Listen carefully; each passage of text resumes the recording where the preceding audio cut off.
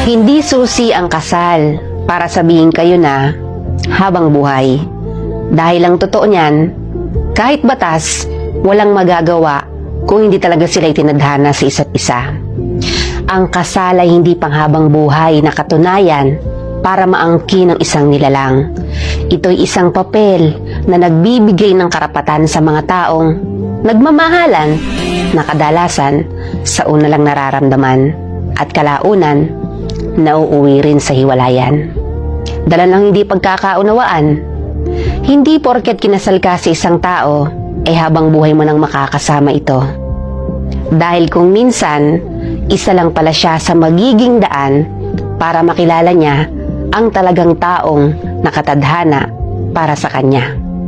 Kinikilala man ng Diyos at batas ang bisa ng kasal, pero iba pa rin ang bisa ng dalawang taong